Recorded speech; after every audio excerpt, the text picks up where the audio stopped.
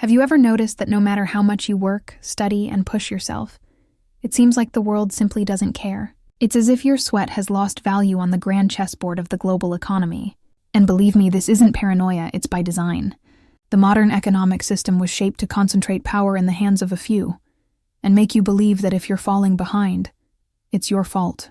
But it's not. While you're trying to understand why the cost of living is skyrocketing and your salary isn't keeping up with inflation, central banks play around adjusting interest rates like someone turning a knob on a machine that only works for those at the top of the game.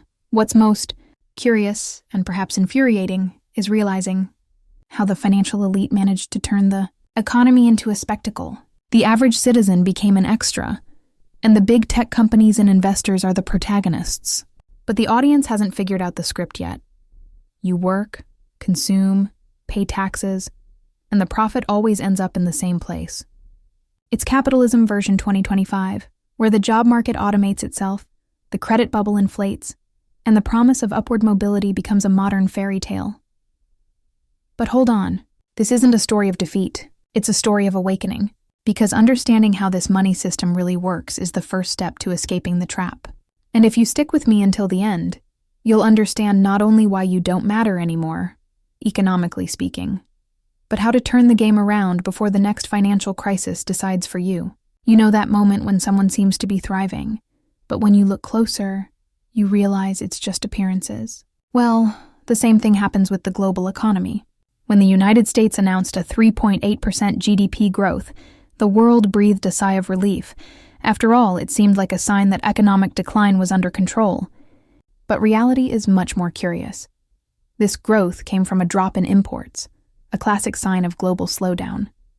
It's like a merchant celebrating a full cash register, but only because he stopped buying merchandise. Deep down, there's a warning of financial instability disguised as victory. If we look beyond the headlines, the scenario shows an economic system that increasingly depends on accounting illusions rather than real progress. This makeup on the numbers is the old art of financial manipulation, and it's become common since the last financial crisis. The monetary policy of central banks tries to keep the show running, lowering interest rates and injecting liquidity to avoid another market crash. But anyone who understands hidden finance knows this is just a pause before the next shakeup. It's the equivalent of putting perfume on a feverish body. The smell improves, but the disease continues. The problem is that this logic of growth at any cost only reinforces inequality in the modern economy. While the financial elite navigates between the stock market bubble and rising profits of tech companies, the average citizen continues to feel the weight of inflation and the cost of living. And if the base of this pyramid trembles, capitalism begins to show its cracks. The wise observer sees these signs and understands. When a debt crisis is masked as prosperity, the real economic collapse has already begun. It just hasn't been announced yet. And curiously, this collapse doesn't come from outside. It's born from within, from the very system that swore it was infallible. When you observe consumption behavior in the modern economy, the contrast is glaring.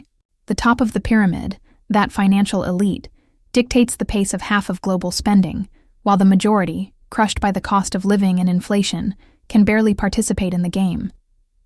The income gap has become the mirror of a society where the shine of shop windows hides the emptiness of the refrigerator. It's the kind of economic inequality that shows the promise of capitalism is increasingly restricted to those who were already born inside the castle. Productivity does grow. It's true. The problem is that the fruits of this progress don't reach the table of those who actually move the job market. They accumulate in luxury sectors, in brands that thrive selling the superfluous while the basics, housing, health, education, become luxury items.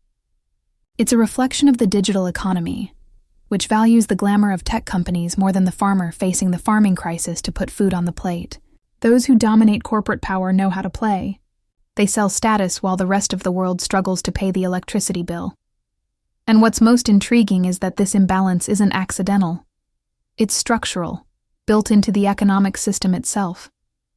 Consumption has become a control tool, a thermometer that measures the strength of the world economy by the ostentation of a few, not by the well-being of many. It's in this scenario that global trade loses steam, that economic uncertainty grows, and that the average citizen begins to realize something uncomfortable. He's no longer the engine of the economy. But wait, Because this feeling of powerlessness deepens when we look at the future of work and what comes with it. The future of the job market has already arrived, and it didn't ask permission. Machines, algorithms, and the advance of automation are silently changing how the modern economy sees human value. Work, which used to be identity, has today become a standardized product, easy to measure, to compare, and unfortunately, to replace. AI spending grows at an accelerated pace, while youth unemployment and the education crisis reveal the abyss between the skills the system teaches and those the market actually requires. It's the new face of economic decline, disguised as technological efficiency. Meanwhile, capital gains remain concentrated in the hands of a few. The financial elite controls more than 90% of corporate stocks, driving the stock market bubble with the same enthusiasm with which the rest of the world tries to survive the recession. The money system has become an invisible battlefield, where few play with privileged information, and many watch their own economic relevance slip through their fingers. The average worker is no longer the hero of the global economy. He's a number on a cost spreadsheet that can be optimized by AI in a matter of seconds. And what's most ironic is that this race for efficiency ends up eroding the very foundations of capitalism. A system without strong consumers, without stable jobs, and with a growing income gap is like a machine that consumes its own fuel. Financial instability becomes inevitable when human labor loses value, and profit is concentrated in the hands of those who program the rules of the game. The wise observer sees this and understands. The real economic collapse doesn't happen when the market falls, but when people stop mattering to it. And that's exactly where the question that few have the courage to ask begins. Now that you understand how the modern economy was designed to work, tell me, will you keep playing the game without knowing the rules? Or will you learn to manipulate them in your favor? The financial elite counts precisely on people's apathy, on conformism in the face of economic inequality, and on the idea that economic collapse is something distant, an expert's concern. But the collapse starts at home, when you accept living in debt, consuming what you don't need, and believing you have no choice. You do, and it starts with awareness. Ask yourself, how many financial decisions do you make intentionally? Do you understand the impact of monetary policy on your money, or do you just feel the weight of inflation at the supermarket? Have you thought about studying the money system, the stock market bubble, or even the power of tech companies in this new digital economy? Knowledge, my friend, is the new currency. And whoever learns to use it doesn't just survive. They thrive, even amid financial crisis. So, if this content made you think differently, if it opened your eyes to what's really happening with the world economy, do this. Subscribe to the channel, turn on notifications, and stay here with me. Because the next step is learning to protect yourself, and more than that, to grow, amid this scenario of economic uncertainty. And believe me, what comes next will make you see the economy with different eyes.